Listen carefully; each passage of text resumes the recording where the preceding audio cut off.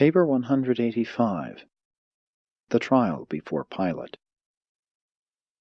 Shortly after 6 o'clock on this Friday morning, April 7, A.D. 30, Jesus was brought before Pilate, the Roman procurator, who governed Judea, Samaria, and Idumea, under the immediate supervision of the legatus of Syria. The Master was taken into the presence of the Roman governor by the temple guards, bound, and was accompanied by about 50 of his accusers, including the Sanhedrist court, principally Sadduceans, Judas Iscariot, and the high priest Caiaphas, and by the apostle John. Annas did not appear before Pilate. Pilate was up and ready to receive this group of early morning callers, having been informed by those who had secured his consent the previous evening to employ the Roman soldiers in arresting the Son of Man, that Jesus would be early brought before him. This trial was arranged to take place in front of the Praetorium, in addition to the fortress of Antonia, where Pilate and his wife made their headquarters when stopping in Jerusalem. Though Pilate conducted much of Jesus' examination within the Praetorium halls, the public trial was held outside on the steps leading up to the main entrance. This was a concession to the Jews, who refused to enter any Gentile building where leaven might be used on this day of preparation for the Passover. Such conduct would not only render them ceremonially unclean, and thereby debar them from partaking of the afternoon feast of thanksgiving, but would also necessitate their subjection to purification ceremonies after sundown, before they would be eligible to partake of the Passover supper. Although these Jews were not at all bothered in conscience as they intrigued to effect the judicial murder of Jesus, they were none the less scrupulous regarding all these matters of ceremonial cleanness and traditional regularity. And these Jews have not been the only ones to fail in the recognition of high and holy obligations of a divine nature while giving meticulous attention to things of trifling importance to human welfare in both time and eternity. 1. Pontius Pilate. If Pontius Pilate had not been a reasonably good governor of the minor provinces, Tiberius would hardly have suffered him to remain as procurator of Judea for 10 years. Although he was a fairly good administrator, he was a moral coward. He was not a big enough man to comprehend the nature of his task as governor of the Jews. He failed to grasp the fact that these Hebrews had a real religion, a faith for which they were willing to die, and that millions upon millions of them, scattered here and there throughout the empire, looked to Jerusalem as the shrine of their faith, and held the Sanhedrin in respect as the highest tribunal on earth. Pilate did not love the Jews, and this deep-seated hatred early began to manifest itself. Of all the Roman provinces, none was more difficult to govern than Judea. Pilate never really understood the problems involved in the management of the Jews, and, therefore, very early in his experience as governor, made a series of almost fatal and well-nigh suicidal blunders. And it was these blunders that gave the Jews such power over him. When they wanted to influence his decisions, all they had to do was to threaten an uprising, and Pilate would speedily capitulate. And this apparent vacillation or lack of moral courage of the procurator was chiefly due to the memory of a number of controversies he had had with the Jews, and because in each instance they had worsted him. The Jews knew that Pilate was afraid of them, that he feared for his position before Tiberius, and they employed this knowledge to the great disadvantage of the governor on numerous occasions. Pilate's disfavor with the Jews came about as a result of a number of unfortunate encounters. First, he failed to take seriously their deep-seated prejudice against all images as symbols of idol worship. Therefore, he permitted his soldiers to enter Jerusalem without removing the images of Caesar from their banners, as had been the practice of the Roman soldiers under his predecessor. A large deputation of Jews waited upon Pilate for 5 days, imploring him to have these images removed from the military standards. He flatly refused to grant their petition, and threatened them with instant death. Pilate, himself being a skeptic, did not understand that men of strong religious feelings will not hesitate to die for their religious convictions, and therefore was he dismayed when these Jews drew themselves up defiantly before his palace, bowed their faces to the ground, and sent word that they were ready to die. Pilate then realized that he had made a threat which he was unwilling to carry out. He surrendered, ordered the images removed from the standards of his soldiers in Jerusalem, and found himself from that day on, to a large extent, subject to the whims of the Jewish leaders, who had in this way discovered his weakness in making threats which he feared to execute. Pilate subsequently determined to regain this lost prestige, and accordingly had the shields of the emperor, such as were commonly used in Caesar worship, put up on the walls of Herod's palace in Jerusalem. When the Jews protested, he was adamant. When he refused to listen to their protests, they promptly appealed to Rome, and the emperor as promptly ordered the offending shields removed. And then was Pilate held in even lower esteem than before.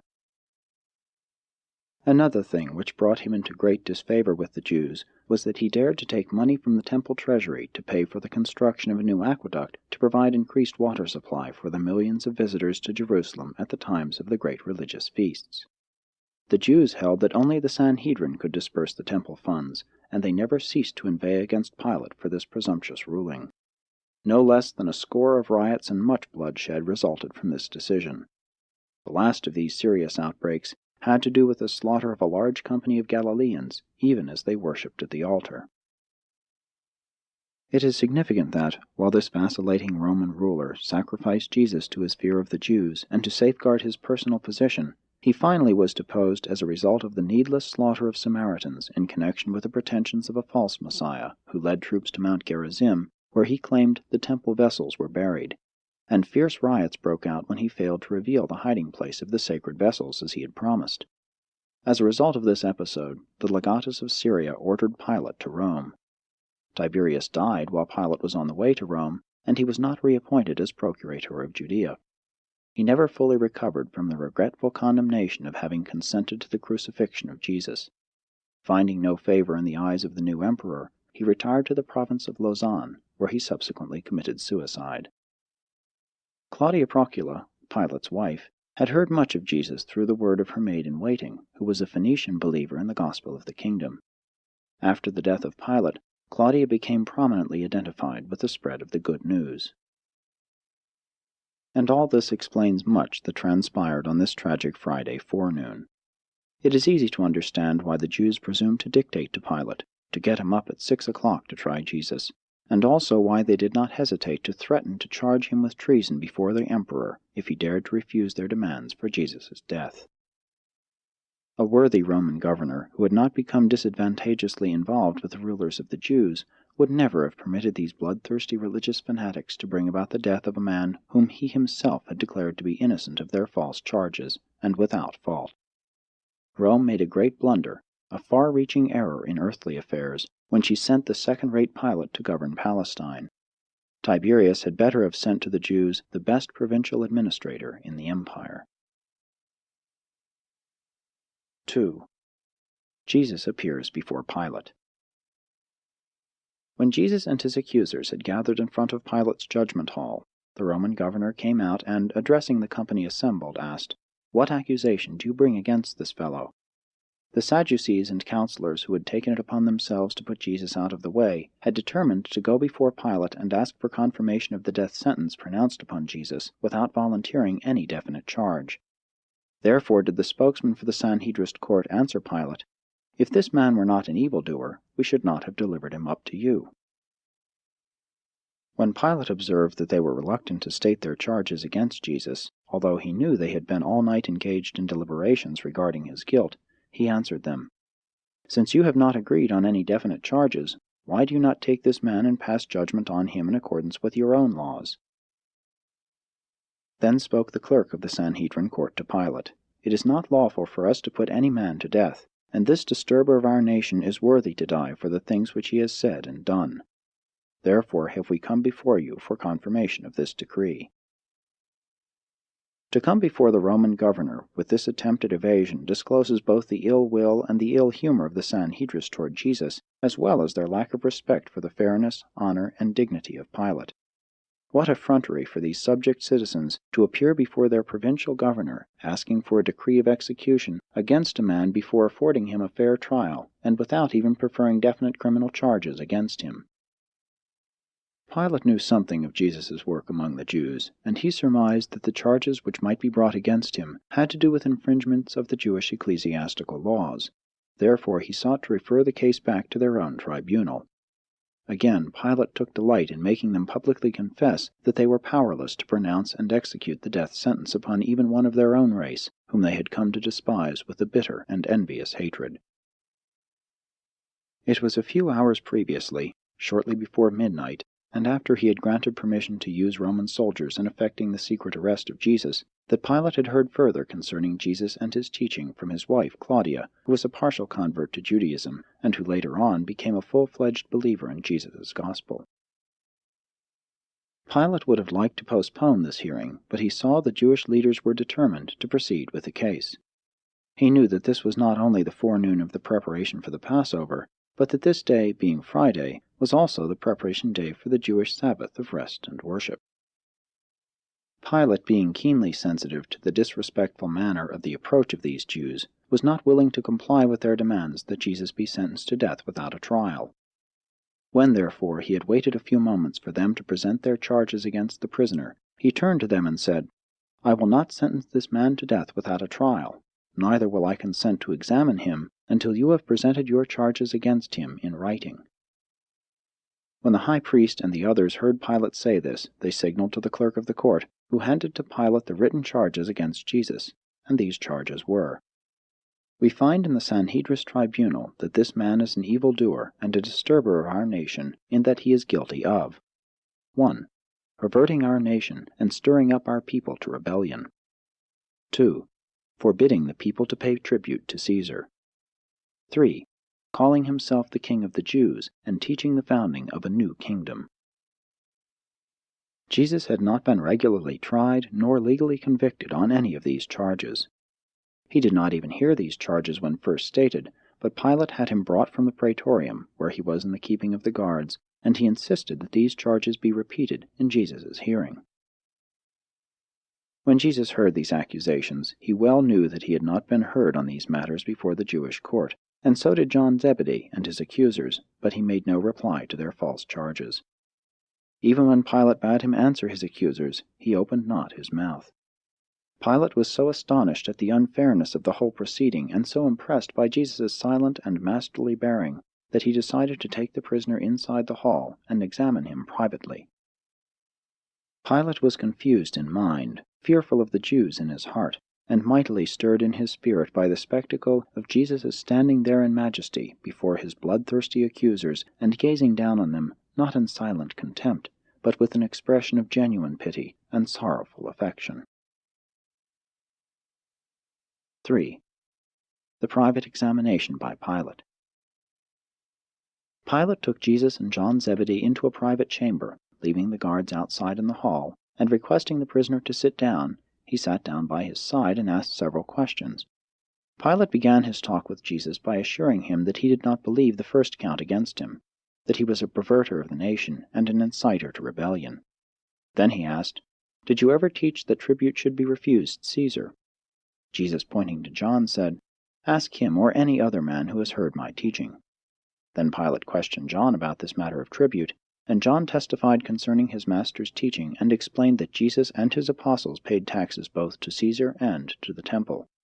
When Pilate had questioned John, he said, "See that you tell no man that I talked with you," and John never did reveal this matter. Pilate then turned around to question Jesus further, saying, "And now about the third accusation against you. Are you the King of the Jews?" Since there was a tone of possibly sincere inquiry in Pilate's voice, Jesus smiled on the procurator and said, "Pilate, do you ask this for yourself, or do you take this question from these others, my accusers?" Whereupon, in a tone of partial indignation, the governor answered, "Am I a Jew? Your own people and the chief priests delivered you up and asked me to sentence you to death. I question the validity of their charges, and am only trying to find out for myself what you have done. Tell me, have you said that you are the King of the Jews, and have you sought to found a new kingdom?" Then said Jesus to Pilate, "Do you not perceive that my kingdom is not of this world? If my kingdom were of this world, surely would my disciples fight that I should not be delivered into the hands of the Jews. My presence here before you in these bonds is sufficient to show all men that my kingdom is a spiritual dominion, even the brotherhood of all men who, through faith and by love, have become the sons of God. And this salvation is for the Gentile as well as for the Jew." "Then you are a king after all," said Pilate. And Jesus answered, "Yes, I am such a king, and my kingdom is the family of the faith sons of my Father who is in heaven. For this purpose was I born into this world, even that I should show my Father to all men, and bear witness to the truth of God. And even now do I declare to you that every one who loves the truth hears my voice." Then said Pilate, half in ridicule and half in sincerity, "Truth, what is truth? Who knows?" Pilate was not able to fathom Jesus' words, nor was he able to understand the nature of his spiritual kingdom, but he was now certain that the prisoner had done nothing worthy of death. One look at Jesus face to face was enough to convince even Pilate that this gentle and weary, but majestic and upright man was no wild and dangerous revolutionary who aspired to establish himself on the temporal throne of Israel. Pilate thought he understood something of what Jesus meant when he called himself a king, for he was familiar with the teachings of the Stoics, who declared that the wise man is king. Pilate was thoroughly convinced that, instead of being a dangerous sedition-monger, Jesus was nothing more or less than a harmless visionary, an innocent fanatic. After questioning the Master, Pilate went back to the chief priests and the accusers of Jesus and said, "I have examined this man, and I find no fault in him. I do not think he is guilty of the charges you have made against him. I think he ought to be set free." And when the Jews heard this, they were moved with great anger, so much so that they wildly shouted that Jesus should die. And one of the Sanhedrists boldly stepped up by the side of Pilate, saying, "This man stirs up the people, beginning in Galilee and continuing throughout all Judea. He is a mischief-maker and an evil-doer. You will long regret it if you let this wicked man go free." Pilate was hard-pressed to know what to do with Jesus. Therefore, when he heard them say that he began his work in Galilee, he thought to avoid the responsibility of deciding the case, at least to gain time for thought, by sending Jesus to appear before Herod, who was then in the city attending the Passover. Pilate also thought that this gesture would help to antidote some of the bitter feeling which had existed for some time between himself and Herod, due to numerous misunderstandings over matters of jurisdiction. Pilate, calling the guards, said, "This man is a Galilean. Take him forthwith to Herod, and when he has examined him, report his findings to me." And they took Jesus to Herod. 4. Jesus before Herod. When Herod Antipas stopped in Jerusalem, he dwelt in the old Maccabean palace of Herod the Great, and it was to this home of the former king that Jesus was now taken by the temple guards, and he was followed by his accusers and an increasing multitude. Herod had long heard of Jesus, and he was very curious about him. When the Son of Man stood before him on this Friday morning, the wicked Idumean never for one moment recalled the lad of former years who had appeared before him in Sepphoris, pleading for a just decision regarding the money to his father, who had been accidentally killed while at work on one of the public buildings. As far as Herod knew, he had never seen Jesus, although he had worried a great deal about him when his work had been centered in Galilee. Now that he was in custody of Pilate and the Judeans, Herod was desirous of seeing him, feeling secure against any trouble from him in the future. Herod had heard much about the miracles wrought by Jesus, and he really hoped to see him do some wonder. When they brought Jesus before Herod, the Tetrarch was startled by his stately appearance and the calm composure of his countenance. For some 15 minutes Herod asked Jesus questions, but the Master would not answer. Herod taunted and dared him to perform a miracle, but Jesus would not reply to his many inquiries or respond to his taunts. Then Herod turned to the chief priests and the Sadducees, and, giving ear to their accusations, heard all and more than Pilate had listened to regarding the alleged evil doings of the Son of Man. Finally, being convinced that Jesus would neither talk nor perform a wonder for him, Herod, after making fun of him for a time, arrayed him in an old purple royal robe and sent him back to Pilate. Herod knew he had no jurisdiction over Jesus in Judea. Though he was glad to believe that he was finally to be rid of Jesus in Galilee, he was thankful that it was Pilate who had the responsibility of putting him to death. Herod never had fully recovered from the fear that cursed him as a result of killing John the Baptist. Herod had, at certain times, even feared that Jesus was John risen from the dead. Now he was relieved of that fear, since he observed that Jesus was a very different sort of person from the outspoken and fiery prophet who dared to expose and denounce his private life. 5. Jesus returns to Pilate. When the guards had brought Jesus back to Pilate, he went out on the front steps of the praetorium where his judgment seat had been placed, and calling together the chief priests and Sanhedrists, said to them, You brought this man before me with charges that he perverts the people, forbids the payment of taxes, and claims to be king of the Jews. I have examined him and failed to find him guilty of these charges. In fact, I find no fault in him. Then I sent him to Herod, and the Tetrarch must have reached the same conclusion, since he has sent him back to us. Certainly, nothing worthy of death has been done by this man. If you still think he needs to be disciplined, I am willing to chastise him before I release him." Just as the Jews were about to engage in shouting their protests against the release of Jesus, a vast crowd came marching up to the praetorium for the purpose of asking Pilate for the release of a prisoner in honor of the Passover feast. For some time it had been the custom of the Roman governors to allow the populace to choose some imprisoned or condemned man for pardon at the time of the Passover. And now that this crowd had come before him to ask for the release of a prisoner, and since Jesus had so recently been in great favor with the multitudes, it occurred to Pilate that he might possibly extricate himself from his predicament by proposing to this group that, since Jesus was now a prisoner before his judgment seat, he released to them this man of Galilee as the token of Passover goodwill. As the crowd surged up on the steps of the building, Pilate heard them calling out the name of one Barabbas. Barabbas was a noted political agitator and murderous robber, the son of a priest, who had recently been apprehended in the act of robbery and murder on the Jericho road. This man was under sentence to die as soon as the Passover festivities were over. Pilate stood up and explained to the crowd that Jesus had been brought to him by the chief priests, who sought to have him put to death on certain charges, and that he did not think the man was worthy of death.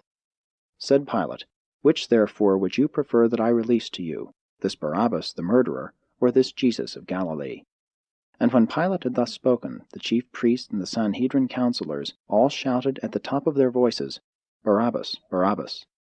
And when the people saw that the chief priests were minded to have Jesus put to death, they quickly joined in the clamor for his life, while they loudly shouted for the release of Barabbas. A few days before, this multitude had stood in awe of Jesus, but the mob did not look up to one who, having claimed to be the Son of God, now found himself in the custody of the chief priests and the rulers and on trial before Pilate for his life. Jesus could be a hero in the eyes of the populace when he was driving the money changers and the traders out of the temple, but not when he was a non-resisting prisoner in the hands of his enemies and on trial for his life. Pilate was angered at the sight of the chief priests clamoring for the pardon of a notorious murderer while they shouted for the blood of Jesus. He saw their malice and hatred and perceived their prejudice and envy. Therefore he said to them, "How could you choose the life of a murderer in preference to this man's, whose worst crime is that he figuratively calls himself the King of the Jews?" But this was not a wise statement for Pilate to make. The Jews were a proud people, now subject to the Roman political yoke, but hoping for the coming of a Messiah who would deliver them from Gentile bondage with a great show of power and glory. They resented, more than Pilate could know, the intimation that this meek-mannered teacher of strange doctrines, now under arrest and charged with crimes worthy of death, should be referred to as the King of the Jews.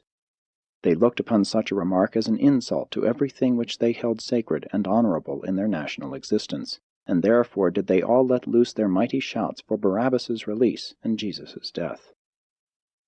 Pilate knew Jesus was innocent of the charges brought against him, and had he been a just and courageous judge, he would have acquitted him and turned him loose. But he was afraid to defy these angry Jews, and while he hesitated to do his duty, a messenger came up and presented him with a sealed message from his wife Claudia. Pilate indicated to those assembled before him that he wished to read the communication which he had just received, before he proceeded further with the matter before him. When Pilate opened this letter from his wife, he read, "I pray you have nothing to do with this innocent and just man whom they call Jesus. I have suffered many things in a dream this night because of him." This note from Claudia not only greatly upset Pilate, and thereby delayed the adjudication of this matter, but it unfortunately also provided considerable time in which the Jewish rulers freely circulated among the crowd and urged the people to call for the release of Barabbas and to clamor for the crucifixion of Jesus. Finally, Pilate addressed himself once more to the solution of the problem which confronted him, by asking the mixed assembly of Jewish rulers and the pardon-seeking crowd, "What shall I do with him who is called the King of the Jews?" And they all shouted with one accord, "Crucify him! Crucify him!" The unanimity of this demand from the mixed multitude startled and alarmed Pilate, the unjust and fear-ridden judge. Then once more Pilate said, "Why would you crucify this man? What evil has he done? Who will come forward to testify against him?" But when they heard Pilate speak in defense of Jesus, they only cried out all the more, "Crucify him! Crucify him!" Then again Pilate appealed to them regarding the release of the Passover prisoner, saying, "Once more I ask you, which of these prisoners shall I release to you at this your Passover time?" And again the crowd shouted, "Give us Barabbas." Then said Pilate, "If I release the murderer Barabbas, what shall I do with Jesus?" And once more the multitude shouted in unison, "Crucify him! Crucify him!" Pilate was terrorized by the insistent clamor of the mob, acting under the direct leadership of the chief priests and the counselors of the Sanhedrin. Nevertheless, he decided upon at least one more attempt to appease the crowd and save Jesus. 6. Pilate's last appeal.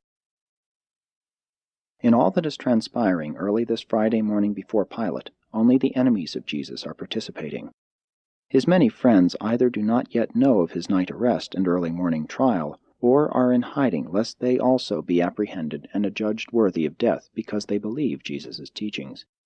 In the multitude which now clamors for the Master's death are to be found only his sworn enemies and the easily led and unthinking populace. Pilate would make one last appeal to their pity. Being afraid to defy the clamor of this misled mob who cried for the blood of Jesus, he ordered the Jewish guards and the Roman soldiers to take Jesus and scourge him. This was in itself an unjust and illegal procedure, since the Roman law provided that only those condemned to die by crucifixion should be thus subjected to scourging.